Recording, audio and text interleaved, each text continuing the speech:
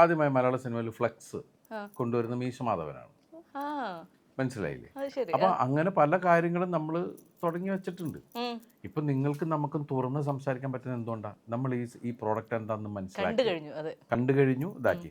മറ്റെന്ന് വെച്ചാൽ കുറച്ച് കഴിയുമ്പോൾ ഇതാണ് മരുന്ന് തള്ളിമറിച്ചത് എന്ന് സിനിമ കണ്ടതിന് ശേഷം ഇപ്പം നമ്മൾ സംസാരിക്കുന്ന മാറ്റർ ജനങ്ങളും കണ്ടതാണ്, കാണാത്തവർ കണ്ടുകൊണ്ടിരിക്കുന്നതാണ്, വീണയും കണ്ടതാണ്, ഞങ്ങളും കണ്ടതാണ്.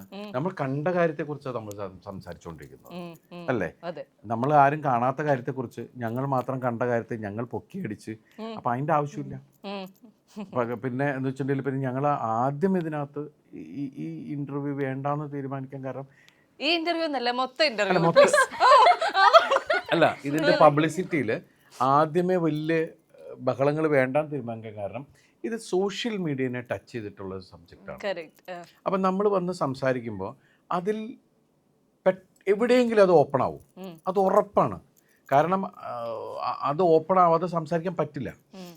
ശരിക്കും പറഞ്ഞാൽ ഒന്നും അറിയാതെ വലിയ പ്രതീക്ഷയൊന്നും ഇല്ലാതെ പോയിരുന്ന് കണ്ടപ്പോഴുള്ളൂ. ഈ നായകനെ പോലും നമ്മൾ ഒരു സ്ഥലത്ത് കാണിച്ചിട്ടില്ല. സത്യം. നിങ്ങൾ തിയേറ്ററിലാണ് അവരെ കണ്ടത്, അല്ലേ? അപ്പൊ നമുക്ക് ഒരു ധൈര്യം എന്താന്ന് വെച്ചാൽ പുതുമകൾ ഒരുപാട് സ്വീകരിക്കുന്ന മലയാളി പ്രേക്ഷകര് ഇവരെ സ്വീകരിക്കും,